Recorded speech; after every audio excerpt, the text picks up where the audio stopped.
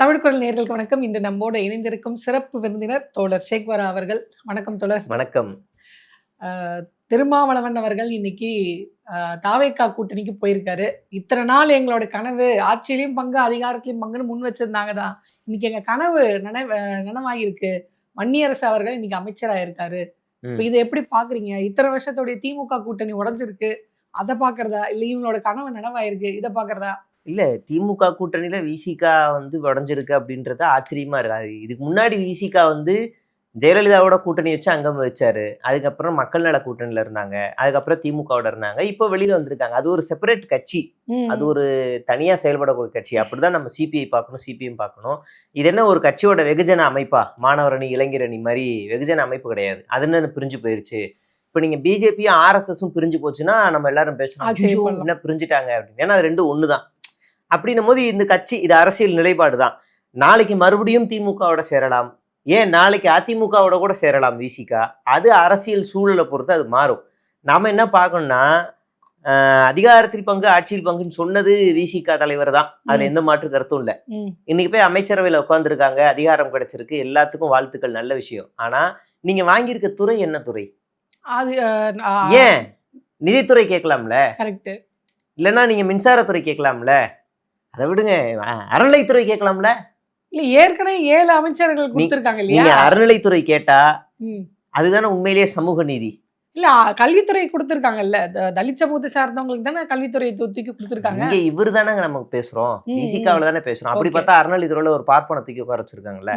நம்ம ஒரு சின்ன பையன் தெரியாது, சொன்ன பிறகுதான் எங்களுக்கு தெரியும். அப்ப நீங்க எந்த சாதினே தெரியாம நீங்க எதுக்கு அவுத்து விட்டீங்க? நாங்க பாருங்க 7 அமைச்சர்கள்ல தாழ்த்தப்பட்ட சமூகத்தை சேர்ந்தவங்கள நாங்க நிப்பாட்டி இருக்கோம். அப்ப நீங்க எல்லாருடைய கேஸ்ட வெரிஃபை பண்ணிருக்கீங்கல்ல. நீங்க இல்ல ஆதவர்ஜுனா சொல்றாரு, நாங்க கேஸ்டே பாக்கல, எங்களுக்குள்ள இளைஞர்கள் தான். அப்புறம் எப்படி தனி தொகுதியில எஸ்சியை கண்டுபிடிச்சீங்க? எப்படி கண்டுபிடிச்சீங்க? அப்ப பொது தொகுதியில நாங்க தலித்துகளை நிப்பாட்டோம்னு எப்படி கண்டுபிடிச்சீங்க? கேஸ்ட் வெரிஃபிகேஷனே பண்ணாமலே மூஞ்ச வச்சே கண்டுபிடிச்சு. இது எப்படி ஸ்ரீரங்கத்துல எப்படி கரெக்டா போய் நீங்க நம்மால போய் நிப்பாட்டினீங்க? கேஸ்டே தெரியாது எங்களுக்கு, நாங்க எதுவும் எங்களுக்கு ஏதாவது ஒண்ணா எங்களுக்கு உடனே தெரியாதுன்னு அவுத்து விட்டா நாங்க இதெல்லாம் நம்பி. ஸ்ரீரங்க தொகுதியில நின்னவர் அந்த தொகுதியை சார்ந்தவரே அல்ல அப்படின்னு ஒரு தகவல். பார்ப்பனர் எந்த எந்த இடத்துல அவாக்கள் இருக்காங்களோ அந்த இடத்துல நிப்பாட்டலாம். அதுல எந்த இதுவும் தேவைப்படாது, பிரச்சனை இல்ல. அந்த தொகுதியை சார்ந்தவரே இல்லனாலும் பரவாயில்ல, அந்த இடத்துல நம்ம நிப்பாட்டிக்கலாம். கரெக்டா வெங்கட்ராமன் எதுக்கு நீங்க மயிலாப்பூர்ல நிப்பாட்டினீங்க? அவர் எந்த சாதினே உங்களுக்கு தெரியாதா? கேக்குறவன் கேனையன்னா கேரம் போர்டை கண்டுபிடிச்சது கே.எஸ். ரவிக்குமார் அப்படின்னு என்கிட்ட சொல்லுவீங்க. ஆமா, இந்த வாட்டி ஆதவர்ஜுனா அப்படின்னு நாங்களா எழுதிக்கிறோம் நாங்களே. என்னன்னா இது எல்லாமே நம்மகிட்ட இது கண்கட்டி வித்த காட்டுறதுதான். என்னன்னா நம்மளை ஏமாத்துற வேலை எல்லாமே பண்ணிட்டு எங்களுக்கு தெரியாது. அவன் காரணம் இவ்வளவு நாள் அவங்க திமுக காரணம்னு சொல்றது இப்ப எங்களுக்கே தெரியாது, எங்களை அறியாமலே நடந்துருச்சு அப்படின்னு ஒரு சேஃப் ஜோன் போறது. எங்களை அறியாமலே தமிழ் தாய் வாழ்த்த 3வது போட்டாங்க. அடுத்த முறை நிச்சயமாக தமிழ்நாட்டில் அரசு விழா நடக்கும்போது முதல் ஆமா அப்படிதான் சொன்னாங்க. ஆனா நேத்து மறுபடியும் அமைச்சரவையில அமைச்சர்கள் பொறுப்பேற்கும் போது மறுபடியும் தமிழ் தாய் வாழ்த்து 3வது. ராஜ்மோகன் சொல்றாரு, நான் போய் கெஞ்சினா அவர்கிட்ட தமிழ் தாய் வாழ்த்த 3வது இடத்துக்கு ஏன் கெஞ்சணும்? போய் நீங்க கேட்டு பாருங்க ஆளுநர். ஏன் ஆளுநர்கிட்ட கெஞ்சணும்? ஏன்னா ஆளுநருடைய அந்த ஃபங்க்ஷன்றது ஆளுநருக்கான இது. அவர் தான் அங்க ஹீரோ. என்னதான் எங்க சினிமால ஹீரோ. அப்ப ஒவ்வொரு வருஷமும் சட்டமன்றம் கூடும்போது ஆளுநருடைய உரை தான் முதல் உரை, ஆளுநர் தான் அங்க ஹீரோ. ஆனா நாங்க ஹீரோவே ஓப்பனிங்லேயே ஹீரோவை நாங்க ஓட விடுவோம். கடந்த ஆட்சியில எந்திரிச்சு வரேன், போயிட்டு வாங்க அப்படின்னு அப்படி சிரிச்சுக்கிட்டே அனுப்பி விடுவோம். போயிட்டு வாங்க, பாய், நாளைக்கு டீ பார்ட்டி வைக்கிறீங்களா, அங்கேயே சிரிக்கிறேன் பாய்ன்னு அனுப்பிச்சு விடுவோம். ஆளுநருக்கு போன கடந்த ஆட்சியில என்ன மரியாதை இங்க தமிழ்நாட்டுல கொடுக்கப்பட்டுச்சு? You are just a postman. நாங்க என்ன கொடுக்குறோமோ அதை கொண்டு போய் மேல போய் கொடுங்க, அவ்வளவுதான் உங்க வேலை. எதுக்கு நீங்க தலையிடுறீங்கன்னு இங்க அடிச்சோம். ஆளுநரை எடுத்து உச்ச நீதிமன்றத்துல ஃபைட் பண்ணோம். இங்க நாங்க கெஞ்சணும்ன்றீங்க. உங்களுக்கு எங்களுக்கு எவ்வளவு பெரிய வித்தியாசம்? அதான் கேக்குறேன். அதிகாரத்துக்கு முன்னாடி இந்த வரையும் பேப்பர் கிழிச்சு போட்டா, நீங்க அதிகாரத்துக்கு வந்த பிறகு கெஞ்சனன்றீங்களா? எப்படி ஒண்ணு புரியும்? ஆளுநர் என்ன பேசணும்னு நாங்க தான் தீர்மானிப்போம்னு திமுக சொல்லுது. நீங்க என்ன பேசணும் நாங்க தான் தீர்மானிப்போம்னு சொல்லுது. அங்க பேசிக்கிட்டு இருக்கும்போது இவர் ஒரு பக்கத்தை கொண்டு ஆளுநர் படிக்கிறாரு. யாரு? நம்ம ரவி அவர், முன்னாள் ஆளுநர். அப்ப இது அவை குறிப்புல இருந்து நீக்குவோன்னு சொல்லி ஒரு குரல் வந்த உடனே மூடி வச்சு கிளம்புறாரு. போயிட்டு வாங்க, யாரு உங்களை தடுத்தா? போயிட்டு வாங்க, இஷ்டம் இருந்தாரு இல்ல போயிட்டே இருங்க, அவ்வளவுதான். அங்க போய் அறிக்கை வெளியிடுவார் ராஜ்பவன்ல உட்காந்து. இப்ப இவங்க என்ன செய்யறாங்கன்னா கெஞ்சுறது. இவங்க போய் வெளியே அறிக்கை விட்டுட்டு இருக்கீங்க. பேப்பர்லாம் கிழிச்சா நாங்க பண்றோமா? நாங்க போன வாட்டி இல்ல ஆனா பேப்பர் ஆதவர்ஜுனா ஒரு விஷயம் என்ன சொல்லியிருக்காங்கன்னா, இதுக்காக தீவிர ஆலோசனையில் நாங்க இருக்கோம். சட்ட வல்லுநர்களா வச்சு தமிழ்த்தாய் வாழ்த்த மறுபடியும் எப்படி முதல் இடத்துக்கு கொண்டு வரது அப்படின்ற தீவிர ஆலோசனையில சட்ட வல்லுநர்களை வச்சு சட்டப்பூர்வமா இதை அணுக போறோம். எதுவுமே பேசுறவங்க இல்ல, நாங்க செஞ்சு காட்டுறவங்கன்னு பேசியிருக்காரு. என்ன அணுகுவீங்க? சட்டப்பூர்வமா என்ன அணுகுவீங்க? இல்ல அது எங்களுக்கு தெரிஞ்சா நாங்க எனக்கு அமைச்சரா தெரியும். இருப்போம். நீங்க தானே ஆட்சி அதிகாரத்துல இருக்கீங்க, நீங்க அதான். தானே முதலமைச்சர், ஆமா. நீங்க தானே பெருவாரி இடங்களை இல்ல ஜெயிச்சீங்க. சட்ட ரீதியா நாங்க செய்யறோம். எப்படி சட்ட ரீதியா செய்வீங்க? ஒரே ஒரு டேப் ரிகார்டை போட்டு ஆஃப் பண்ணா முடிஞ்சு. நீங்க போய் அதை எடுத்து பண்ண வேண்டியதானே? கடந்த ஆட்சியில தமிழ்த்தாய் வாழ்த்து பின்னாடி போனதுக்கு யார் அதை அடுத்து போட்டாங்கன்னு சொல்லி நடவடிக்கையே எடுக்கப்பட்டிருக்குல்ல. அப்ப நீங்க இப்ப வந்து இன்னொன்னு, சரி திமுக கடந்த ஆட்சியில பண்ணலன்னே வச்சுக்கோப்பா, நீங்க மாற்று தானே, ஆமா மாற்றுன்றதுனாலதான் உங்களுக்கு ஓட்டு போட்டு மாத்தி போட்டிருக்கோம்ல. தமிழ்த்தாய் வாழ்த்த 3வது இடத்துக்கு போட்டு மூணாவது இடத்துக்கு மாற்றோம். அதான் மாற்று. நாங்க மாற்றோம்னு சொன்னோம், முதல் இடத்துக்கு வரும்னு சொன்னோம். அதான் இப்ப இது எல்லாமே பண்ணிட்டு எங்களுக்கு எங்களுக்கு தெரியாது. இன்னைக்கு பல பேர் குற்றவாளிகள், அமைச்சரவையில் இருக்கிறவங்களும் குற்றவாளிகள். இந்த செந்தில்நாதன் நாமக்கல் மாவட்டத்தை சேர்ந்த மாவட்ட செயலாளரோட பொண்ணு பேர் தான் கமலியோ ஏதோ ஒரு பொண்ணு. அந்த செந்தில்நாதன் வந்து நான் உனக்கு பதவி தரேன்னு சொல்லி ஒரு பொண்ணோட வீட்டுக்குள்ள போய் காம இச்சைக்கு அந்த பொண்ணை வந்து ஆசைக்கு இணங்க சொன்னவர், வீடியோவோட மாட்டினவர். அவர் அப்படியே சைலண்ட் பண்ணிட்டு இப்ப ஒரு பொண்ணுக்கு அமைச்சர் பதவி. இப்ப அந்த பொண்ணு சைலண்ட் அமைச்சர் தான், இவர் தான் ரோல். அத நீங்க ஏற்கனவே இத பத்தி பேசிருக்கீங்க. இந்த மாதிரி அவங்கள பதவியில இருந்து நீக்கிறதாக வந்து தகவல் அந்த பொண்ணுக்கு அமைச்சர் பாருங்க, ஒரு பெண்ணை அமைச்சராக்கி இருக்காரு. ஆனா இத பின்னாடி இதை மறைக்கிறது. ஆனா நாங்க தான் பெண்களுக்கு பாதுகாப்பு ஒரு மாற்று அரசியலா இருக்கிறோம். அப்ப இன்னைக்கு ஒரு 10 நாள் ஆயிடுச்சுன்னு நினைக்கிறேன் ஒரு பெண் காணாம போய். இப்ப வரைக்கும் போராட்டம் நடந்துகிட்டு இருக்கு. அதெல்லாம் வர ஒரு பக்கம். அதனால எங்களுக்கு தெரியாது இவர் மேல இவ்வளவு குற்ற வழக்கு இருக்கா, எங்களுக்கு தெரியாது, வந்தாரு சேர்த்துக்கிட்டோம். எதுவுமே தெரியாதுன்னு சொன்னா அப்புறம் எப்படிதான் இவங்க என்ன? ஆமா, இதுதான் இவங்களுடைய இப்ப அடுத்த பிளான். அப்ப நாம விசிகாட்ட என்ன கேட்கிறோம்னா, நீங்க நீங்க அத்தாரிட்டியில இருக்கீங்க, உங்களை வந்து அவங்களே நாடுறாங்க, நீங்களா போய் சிவி சண்முகம் மாதிரி ஐயா அப்படின்னு எதுவும் கேட்கல. அப்ப நீங்க அவங்கதான் உங்களை தேடி வராங்க. நீங்க நிதி அமைச்சர் கேளுங்க, இல்ல சமூக நலத்துறையை விட்டுட்டு இந்த இது கேளுங்க, துணை முதல்வர் பதவி கேளுங்க, அது கூட கேட்கலாம். இல்லைன்னா நீங்க வந்து அது கொடுப்பாங்களான்னு தெரியல, ஆனா நீங்க அமைச்சரவையில இது கேட்கலாம். கல்வித்துறை, உயர்கல்வித்துறையோ இல்ல பள்ளிக்கல்வித்துறையோ, இல்ல நீங்க அறநிலைத்துறை கேளுங்க. அறநிலைத்துறை கேட்டீங்கன்னா அதுதானே உண்மையிலே சமூக நீதி. இதுக்கு பேருக்கு சமூக நீதி ஒரு துறையில இருந்துகிட்டு நீங்க எதுக்கு இங்கே போய் கேட்கணும்? அதுக்கு இதுதான் நம்ம அவர்கிட்ட வைக்கிற கோரிக்கையா இருக்கு. உங்க கட்சியில இருக்கவங்களே பல பேர் இன்னைக்கு எழுத ஆரம்பிச்சிருக்காங்க, நமக்கு வேற துறையே இல்லையா, நமக்கு வந்து இது இல்லையா. நம்ம ஏற்கனவே நானே என்னோட வீடியோல சொன்னேன், ராஜ்மோகன் ஒரு தாழ்த்தப்பட்ட சமூகத்தை சேர்ந்தவரா இருக்காரு, அமைச்சரா இருக்காரு. ஆனா அவருக்கு அறநிலைத்துறை ஆதிதிராவிடர் நலத்துறையை கொடுத்து அவர் சுருக்கிடக்கூடாது, இந்த சமூகத்தை சேர்ந்தவர் தான் இந்த துறையில அமைச்சரா இருக்கணும்னு சொல்லி கூடாது, மீன்வளத்துறை அமைச்சரா இருக்காது, இந்த பார்ப்பன சமூகத்துல இருக்கவங்க அறநிலைத்துறை அப்படி இருக்கக்கூடாதுன்னு நான் வந்து அன்னைக்கு சொன்னோம். ஆனா அவங்களுக்கு போடல. ஓகே, அதை வாழ்த்துக்கள். அப்ப இப்படி இதே மாதிரி கொடுத்துருக்காங்க. அதே மாதிரி IUML இருக்க ஒருத்தருக்கு சிறுபான்மைத்துறை அமைச்சர், ஏன் அவங்களை தூக்கிட்டு போய் நீங்க வேற அவங்களுக்கு அறநிலைத்துறை கொடுக்க முடியாது,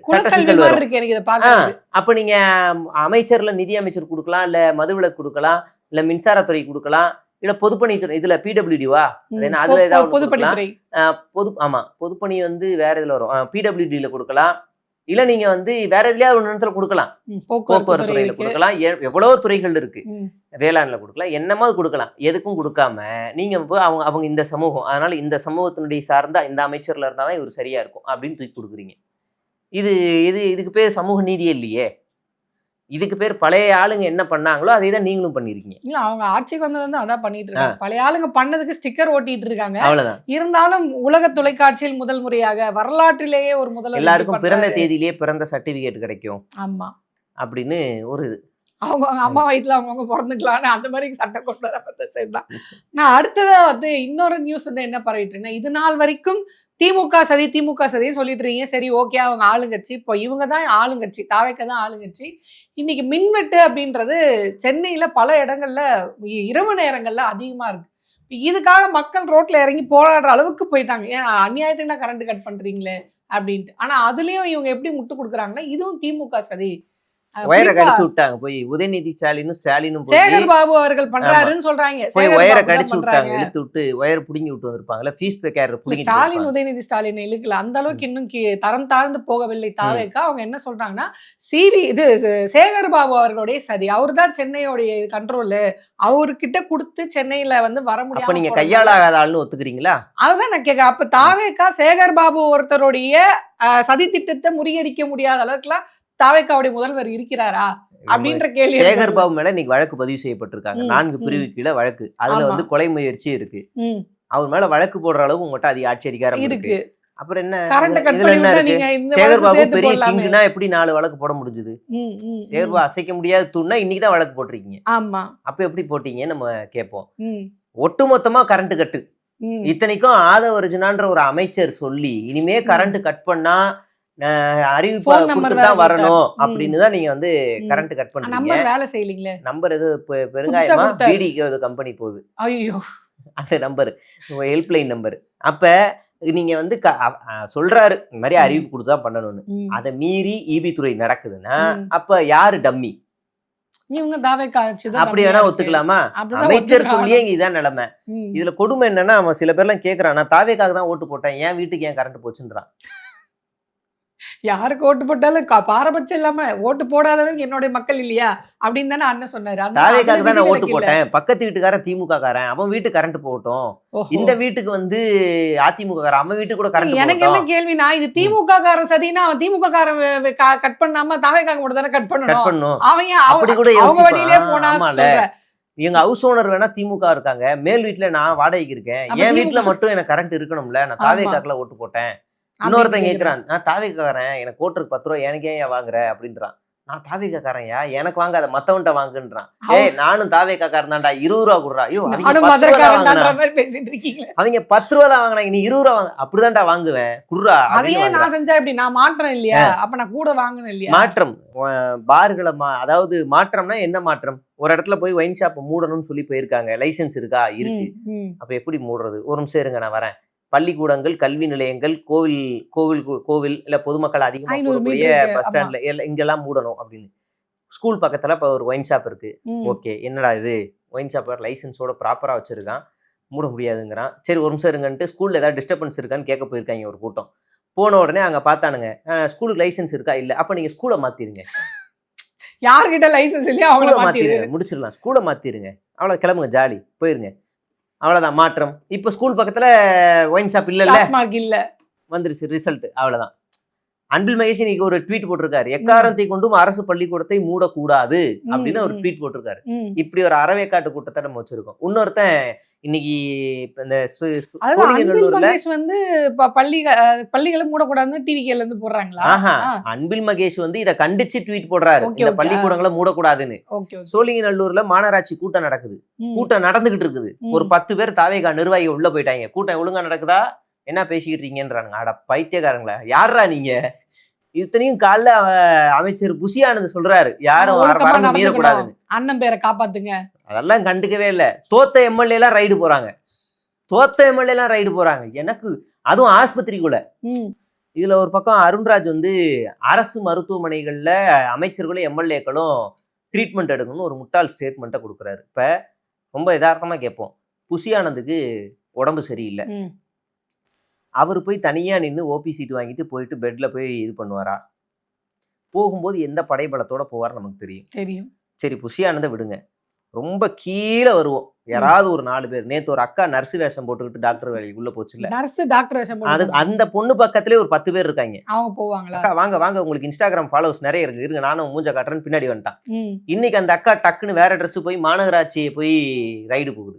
நாளைக்கு அது நீதிபதி கிட்ட போயிட்டு அவங்க எத்தனை குழுல தான் இருக்காங்க அவங்க? தசவதாரம், லேடி தசவதாரம். ஓஹோ. நாளைக்கு வந்து நீதிபதி கிட்ட போயிட்டு ம். ஜட்ஜை போயிட்டு நோண்டி, எந்திரிங்க ஒரு நிமிஷம், தீர்ப்பு எப்படி எழுதுறீங்க கொடுங்கன்ட்டு அவங்களே எழுதுவாங்க. தீர்ப்பு check சரியா தான் பண்றாங்க. எழுதுறீங்களா? செக்ஷன்ல சரியா நாளை இருக்கா? கழிச்சு விஜயோட சீட்டையே போய் ஆய்வு பண்ணுவாங்க. ஒரு நிமிஷம் ஓஹோ. எந்திரிங்க, தள்ளுங்க, உட்காந்து பாக்குறேன்ட்டு எந்திரிச்சிருங்கன்னு அப்படி உட்காந்து வேவ் பார்ப்பாங்க. கார்பெண்ட் வேலை தான் பார்ப்பாங்களா? ஆமா, அப்படி எல்லாம் ஆல்ரெடி அமைச்சரோட சீட்ல உட்காந்து செல்ஃபி எல்லாம் எடுக்க ஆரம்பிச்சிட்டாங்க. ஓஹோ. அது நான் சபாநாயகர் சீட்டு பார்த்தேன். சபாநாயகர். சிஎம்கேவா? சிஎம் சீட்ல அமைச்சர்கள் அது ஓகே. இப்பதான் கொஞ்சம் கண்ட்ரோல் பண்ணிருக்காங்க தலைமைச் செயலகத்துல. சார் ம், என்ன ம். சார் இப்படி இதெல்லாம் வேணாம் சார் அப்படின்னு. ம், ம். அதாவது ஒரு ஆளு சிஎம் முன்னாடி ரீல்ஸ் எல்லாம் எடுத்தார்ல, அதுக்கும் ஒரே ஸ்டேட்மெண்ட் தான். எங்களுக்கு தெரியாதுங்க. இல்ல அவர் என்ன சொன்னார்னா, அவர் விஜய் அவர்கள் வந்து அவ்ளோ ஃப்ரெண்ட்லியா இருக்கக்கூடிய ஒரு சிஎம்மா இருக்காரு. இதுக்கு முன்னாடி நான் எத்தனையோ முதல்வர்கள்லாம் பார்த்துருக்கேன். ம். அவங்களாம் ரொம்ப ஸ்ட்ரிக்ட் ஆஃபீஸரா இருப்பாங்க. ஆனா இவர் வந்து எப்படின்னா, ரொம்ப பழகுறதற்கு இனிமையாக இருக்கிறார். அவருக்கு தெரிந்துதான் நான் அந்த ஃபோட்டோவ எடுத்தேன். அதனால என்ன பிரச்சனை அப்படின்னு பேசுறாரு. அதனாலதான் வந்து ஈஸியா கோட்டருக்கு 10 ரூபா வாங்குறாங்க. கேட்டா நாங்க ஃப்ரெண்டியா அப்படின்றாங்க போல. ஓஹோ! டைரக்ட்டா ஈபில கரண்ட் கட் பண்ணும்போது கூட ஃப்ரெண்டியா அதெல்லாம் என்ன மச்சான் தாயா அப்படின்னு அவங்களே கட் பண்ணிக்கிறாங்க இல்ல போல. இவங்களே சொன்னாங்கல்ல, குவார்ட்டருக்கு ரூ. 10 அந்த பாட்டுக்கு ரூ. 10 அப்படின்றது வந்து இவங்களுக்கு ரூ. 5 இவங்களுக்கு போகுது, ரூ. 5 அவங்களுக்கு போகுது. பங்கு போட்டுக்கிறாங்க ஆமா. அப்படின்னு. இப்ப இது யாருக்கு போகுது அப்படின்ற கேள்வி வருதுல்ல. அறநிலைத்துறையில வந்து ரமேஷுக்கு போகும். அந்த அர்ச்சனைக்கு 10 ரூபா வாங்குறது. இல்ல நான் பாட்டிலுக்கு 10 இல்ல எல்லாமே நம்ம கணக்கு போட்டுருவோம் இல்ல. ஆ, அப்புறம் ஆ. ஈபில ஏதாவது வந்து வயரிங் பண்ணிட்டு 10 ரூபா கேட்டாங்கன்னா அது வந்து இதுக்கு போயிரும். சிடிஆருக்கு போயிரும். ம், அப்புறம் ஆஸ்பத்திரியில ஸ்ட்ரெச்சஸ்ல தள்ளிட்டு போற 10 ரூபா வந்து அருண்ராஜுக்கு போயிரும். ம், நம்மளா ம். கனெக்ட் பண்ணோம். ஏன்னா கடந்த இல்ல ஆட்சியில அந்த இவங்கள வச்ச 10 ரூபா குற்றச்சாட்டுகள் வாங்குனதுக்கு தான். தானே தூக்கியிருக்காங்க. தூக்கியிருக்காங்க. 10 ரூபா வாங்குனது லஞ்சம். நீ எப்படி லஞ்சம் வாங்குவ அப்படின்னு சொல்லிட்டு ஆமா. பதவி அவரு நீக்கம் வந்து பண்ணிட்டாங்க. அந்நியன் படம் கடைசியா பார்த்துட்டு வந்திருப்பாரு. 10 ரூபா வாங்குனதுக்கு சங்கர் வந்து எண்ணெய் சட்டியில போட்டு பொரிச்சு எடுத்துருவாரு. ம், ம், ம். எச்ச துப்புனதுக்கு மறுநாள் கொலை பண்ணிருவாரு. டோட்டலா எல்லா படத்தையும் நீ வாட்ச் செத்துரு. பண்ணிட்டு நைட்டோட நைட்டா பாத்துருக்கீங்க. அவன் அப்பதான் எச்ச துப்பியிருப்பான். இல்ல பார்க்ல சும்மா வேலை இல்லாம தூங்கிட்டு இருப்பான். தூங்குறியா அப்படின்னு அடிச்சே கொன்றுவாரு. அப்படிப்பட்ட சங்கர் மாதிரி இந்த படத்தை பார்த்துட்டு 10 ரூபா வாங்குறியா நீ அப்படின்னு டக்குனு. உண்மையிலேயே உங்களுக்கு வந்து அவ்வளவு ஊழல். அக்கறை இருந்துச்சுன்னா ம். எம்எல்ஏ சீட்டுக்கு அவ்வளவு பணம் வாங்கின ஒரு நபர் தான் நீங்க தூக்கணும். இந்த குஷின்ட்டு ஒருத்தர் இருக்காரு இல்லையா? குஷி ராஜ்மோகன் நினைக்கிறேன் அவர் பேரு. ஆ. அவர் வந்து பேசியிருக்காரு இந்த மாதிரி கவுன்சிலர்லே ஒன்றிய கவுன்சில் மாவட்ட இந்த கவுன்சிலருக்கே லிஸ்ட் போட்டு எந்தெந்த வெரைட்டிக்கு ஏற்ற மாதிரி ஒரு வெரைட்டிக்கு ஒரு அமௌண்ட் 30 லட்சம் 40 லட்சம் 50 லட்சம் ஆவின் தலைவரா இருக்கிறதுக்கு இத்தனை லட்சம் அப்படின்றாரு. அதெல்லாம் ஏன் கண்டுக்க மாட்டாங்க? அதெல்லாம் கண்டுக்க மாட்டாங்க. 95 கோடி ரூபா ஊழல் பண்ணி பிரபல குற்றவாளி, தலைமறைவா தேடப்படும் குற்றவாளியை சேலம். செங்கோட்டையின் தலைமையில சேர்ந்திருக்காரு. ஒரு லாரி முழுக்க சார்ஜ் ஷீட் வச்சிருக்கக்கூடிய ஒரு குற்றவாளி. ஆமா. உண்மையிலே செங்கோட்டையனுடைய அவருடைய அறைக்கு போய் கால் மேல கால் போட்டு ரமேஷ் உட்கார்ந்துக்கிட்டு அவர் ஏன் சேர்த்தீங்க, உங்களையும் சஸ்பெண்ட் அவரையும் சஸ்பெண்ட், அறநிலைத்துறை சார்பா நான் தான் முடிவெடுப்பேன்னு ரமேஷ் பேசுவாரா? அப்ப உங்களுடைய குரல் எங்க இருக்கு? சாதாரண எளிய மக்கள்கிட்ட அந்த நர்ஸ், அந்த தள்ளிட்டு போற ஸ்ட்ரெச்சஸ் தள்ளிட்டு போற அந்த ஊழியர் என்னவா இருப்பாரு? சாதாரண ஒரு ஊழியர். அவருடைய சம்பளம் கான்ட்ராக்ட்ல 15,000 சொல்லி அவங்கள வந்து கூப்பிட்டு இருந்தாங்கன்னா, சிஎம்டிஏலயோ இல்ல வேற ஏதோ ஒரு கான்ட்ராக்ட்ல கூப்பிட்டு இருந்தாங்கன்னா அதை 12 தருவான், இல்லைன்னா 10 தருவான். 10,000 ரூபா சம்பளம் வாங்குறவங்களுக்கு 8,000 ரூபா தான் தரும், பிடிப்புலாம் போக. அப்ப இந்த மாதிரி 10-20 டீக்கு வாங்கி தான் அவங்க வந்து வண்டியை ஓட்டி ஆகணும். அப்படின்னும் போது இப்ப இதெல்லாம் எங்க போய் முடியும்? நீ யார குறை சொல்லணும்? இந்த 10 ரூபா வாங்குறான்னா ஒரு எச்சரிக்கை விடுக்கணும். இது மாதிரி இருங்க, இது கடைசி வார்னிங், இதுக்கு மேல இருக்கக்கூடாது அப்படின்னு விடணும். எனக்கு தெரிஞ்சு மா சுப்பிரமணியன் போனாட்டி திடீர்னு ஆய்வு நடத்துவார். அப்ப திடீர்னு யாராவது லேட்டா வந்தாங்கன்னா இதான் லாஸ்ட் வார்னிங், இனிமே நான் எப்போனாலும் வருவேன் அப்படின்னு ஒரு எச்சரிக்கை கொடுத்துட்டு தான் போவார். நீங்க எச்சரிக்கை கொடுத்ததுனால தான் ஆட்சி சரியில்லை, அதனால நாங்க சஸ்பெண்ட் பண்றோம் அப்படின்றாங்க. சரி, அப்ப இன்னையில இருந்து கணக்கு வைப்போம். எத்தனை பேர் இவங்க வேலையை விட்டு தூக்குறாங்கன்னு பார்ப்போம், எத்தனை ஊழல் நடக்குன்னு பார்ப்போம். இப்பவே ஒரு வீடியோ இன்னைக்கு காலைல பார்த்தேன். மாமூல் கேட்டு பழக்கடையில மாமூல் கேட்டு மாவட்ட செயலாளரோ மாவட்ட வட்டமோ யாரோ எம்எல்ஏ ஓடிய ஹஸ்பண்டோடைய பிஏ அவர் வந்து சொல்லியிருக்காரு, நான் வந்து தாவேக்கா ஆளுங்க, இனிமே எங்களுக்கு மாமூல் வந்து கரெக்டா வரணும். பழக்கடையில இல்ல நேர்லயே போயிருக்காரு. நேர்லயே போய் மிரட்டுறாரு. அப்ப இவருக்கு என்ன தண்டனை? அதான் அவர் எம்எல்ஏ கூட இல்ல, எம்எல்ஏ ஓடிய ஹஸ்பண்டோடைய பிஏ. கடந்த ஆட்சியில கவுன்சிலர் புருஷன்ற பேர்ல ஒரு அட்ராசிட்டிஸ் நடந்துச்சுல, அதெல்லாம் உடக்குனார்ல, இரும்பு கரம் கொண்டு அடக்குவேன். அதுக்கப்புறம் எல்லாம் அமுங்குச்சு. இப்ப இது தலை தூக்க ஆரம்பிச்சிருச்சு.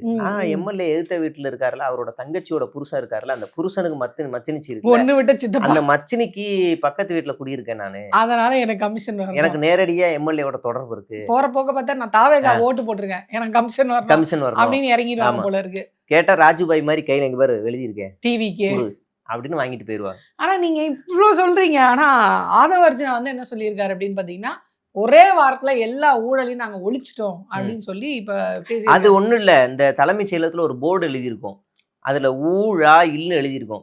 நாள் ஊ, அடுத்து லா, கடைசியா இல்லு, ஒளிஞ்சிருச்சு. அவ்வளவுதான் ஊழலை ஒழிக்க. அவ்வளவுதான். சீமான் மாதிரி சாதியை ஒழிப்பேன், சாதின்னு எழுதிட்டு அழிச்சுட்டா ஒளிஞ்சிருச்சு. எவ்வளவு ஈஸியா ஊழலை ஒழிப்பாங்கன்னு தெரிஞ்சிருந்தா கடந்த ஆட்சியிலே சொல்லி கொடுத்திருந்தா அதை செஞ்சிருப்பாங்க. அதை வந்து அழிச்சதும் ஒரு அரசு அதிகாரி தான். அவர் சிரிச்சுக்கிட்டே அழிச்சாராம். அதனால அது நல்லா இருந்துச்சு அவருக்கு. ஒழிச்சிட்டோம் பாத்தீங்களா, நம்ம ஆட்சி வந்தோடனே ஊழல் எவ்வளவு ஈஸியா அழியுது அப்படின்ற சந்தோஷத்துல. அவ்வளவுதான். இப்ப நம்ம திரும்ப கேட்போம், எப்படி உங்களுக்கு அவ்வளவு கோடி சொத்து வந்துச்சு? அவரு அந்த கல்யாணம் அம்மனை பண்ணாரு வந்துச்சு. உழைச்சிங்களா? என்ன ஆ. வேலை செஞ்சீங்க கல்யாணம் அவன் பண்ணி? புருஷனா வேலை ஜாயின் ஆ, பண்ணியிருக்காரு. ஹஸ்பண்டா ஜாயின் பண்ணியிருக்காரு. சரி. அஃபிடவிட்ல என்னன்னு போட்டிருந்தீங்க? தெரியலீங்களே. அத நான் பார்க்கலீங்களே. நீங்க லாட்டரி பார்த்திருப்பீங்க. லாட்டரி வித்தேன். ஓஹோ! அந்தந்த மாநிலங்கள்ல லாட்டரி வித்து தான் எனக்கு இவ்வளவு கோடி சொத்துன்னு போட்டிருந்தீங்க. என்னங்க மாமனாரோட தொழில அவர் வந்து எடுத்து அதான் செய்றாரு. அது லாட்டரிங்கிறது தப்புங்களா? சித்தாள் வேலையா தமிழ்ல? ம்ஹ்ம். கூலி வேலையா? 100 நாள் வேலையா? நீங்க தெரியல, குடிசை எனக்கு தெரியல. தொழில்னு நெனைக்கிறேன். குடிசை தொழில். அப்ப இருக்கலாம். அப்படிதான் வந்திருக்கீங்க போல. ஆமா. லாட்டரிங்கிறது தமிழ்நாட்டை பொறுத்த வரைக்கும் லாட்டரி தொழிலுங்கிறது என்ன வேலை? தடை ஒரு செய்யப்பட்ட ஸ்கேம். ஒரு இது. ஆமா. ஒரு தடை செய்யப்பட்ட ஒரு ஆமா. அயோக்கிய பொழப்பு. ஆமா. அந்த பொழப்பு வேற ஏதோ ஒரு மாநிலத்துல பார்த்து ம். சம்பாரிச்சு நல்லா கோடி கணக்குல சேர்த்து இங்க வந்திருக்கீங்க. ஊழல ம். ஒழிச்சுட்டு நீங்க பேசலாமா? நான் அது வந்து பர்சனல். ம். இது வந்து ஒரு அரசா நான் வந்து ஊழல ஒழிச்சிருக்கேன் அப்படின்னு அப்பனா சொல்றாரு. விஜய் சார் போயிட்டு என்ன பண்ணணும்னா புலி படத்துல கட்ட வேண்டிய வரி ஏய்ப்பு தொகையை கட்டிட்டு வந்துருட்டோம். ம்.